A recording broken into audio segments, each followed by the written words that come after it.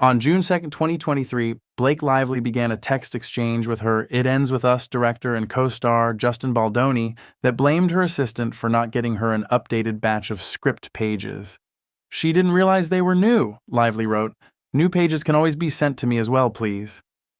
The actress signed the missive with an X, the universal symbol for a kiss. That X in the first text message now feels way more ominous. It's wild to see how an innocuous interaction like the text message exchange could be recontextualized in the light of these allegations.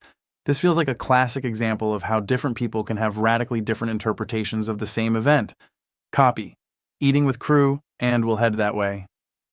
Could have seemed harmless at the time, but in hindsight, it sounds super creepy. This is a reminder that Hollywood is a place where truth can be murky and perceptions are everything. It sounds like Baldoni and the other plaintiffs feel the Times twisted the facts and altered communications to paint them in a negative light.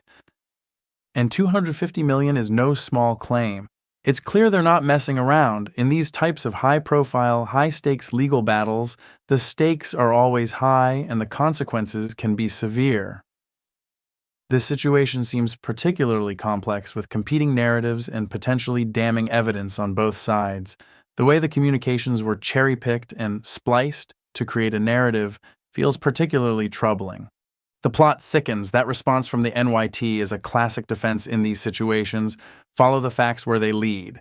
They're implying that their reporting was rigorous and that they have the receipts to back it up, but what about the plaintiff's claims of cherry-picking and selective editing?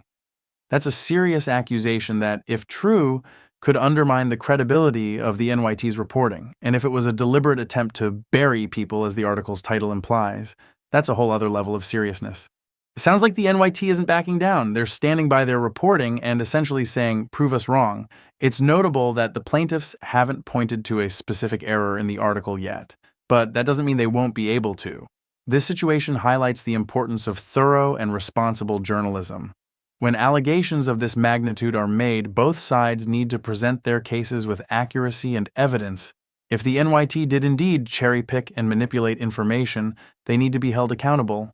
And it's significant that they've included promissory fraud and breach of implied-in-fact contract in the mix. This suggests they're really going after the NYT for more than just defamation. It sounds like the plaintiffs are essentially saying, hey, this article was not just factually wrong, but it was deliberately malicious and harmful. The use of words like smear campaign and retaliation really ups the stakes here. This lawsuit is painting a picture of Lively as the real villain here, wielding sexual harassment allegations as a weapon to get her way on set. And bringing Ryan Reynolds into the mix just adds another layer of drama. If it's true that Reynolds was pressuring WME behind the scenes, that could potentially show a pattern of behavior on Lively's part. It's also interesting that the lawsuit specifically mentions that this smear campaign began before Baldoni hired Crisis PR. According to this lawsuit, it seems like Lively's issues with the sex scenes were framed in a way that made Baldoni look like he was being coercive or inappropriate when that may not have been the case. This whole situation is starting to feel a bit like a he said, she said situation, and let's not forget, there's the added wrinkle of intimacy coordinators. So Lively was initially resistant to meeting with the intimacy coordinator. That definitely contradicts the narrative in the NYT article that portrayed her as the one pushing for more safeguards on set.